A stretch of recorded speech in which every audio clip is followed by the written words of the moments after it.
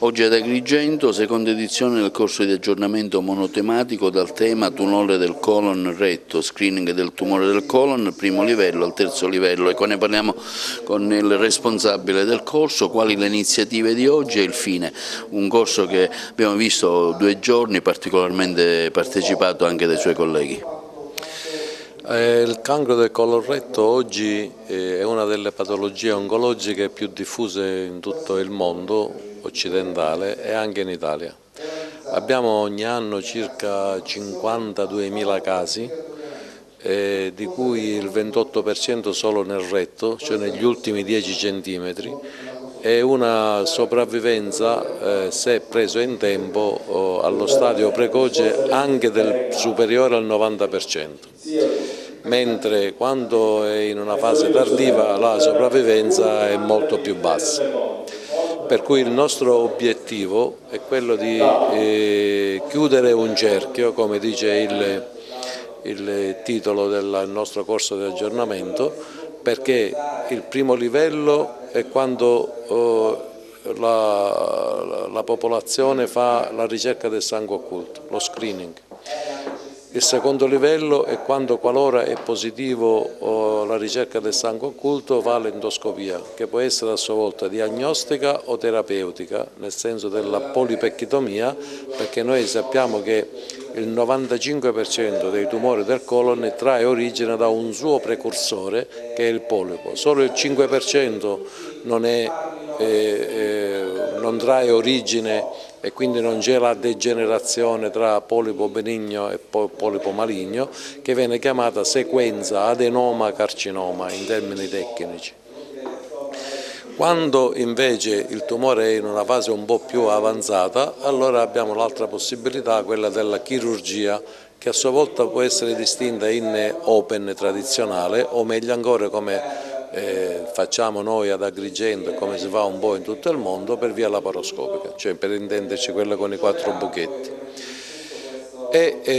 Se invece il tumore è ancora in una fase avanzata con metastasi, se è possibile togliere le metastasi, o in maniera preventiva, in neoadiuvante cosiddetta, facciamo la chemio e la radioterapia specialmente per i tumori bassi, prima dell'ano, cioè nel retto, e poi lo operiamo.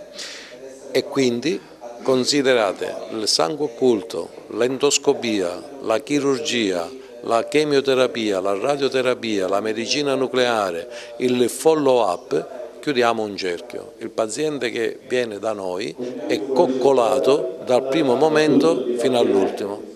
Un dato statistico su Agrigento? I dati statistici dicono che abbiamo avuto circa 1000 tumori, leggermente più frequenti nel sesso maschile e meno nel sesso femminile, ed è come nelle altre parti d'Italia, è il secondo dopo il tumore del polmone nell'uomo e il secondo dopo il tumore della mammella nella donna, ma è più frequente nei soggetti. Qualche consiglio per prevenire? Il consiglio per prevenire è innanzitutto la cosiddetta prevenzione primaria, di mangiare più frutta e verdura e più acqua, togliendo dalla dieta, possibilmente introducendo il minore quantitativo possibile di carni, rosse o bianche che siano, fare più sport, rimanere nel peso, non essere sovrappeso o meglio ancora non essere obesi, e aderire allo screening, perché per screening intendiamo un paziente totalmente asintomatico, cioè io non ho nulla, mi vado a sottoporre a un esame per vedere se ho qualcosa, ma io in quel momento non ho assolutamente niente, io sono assolutamente asintomatico.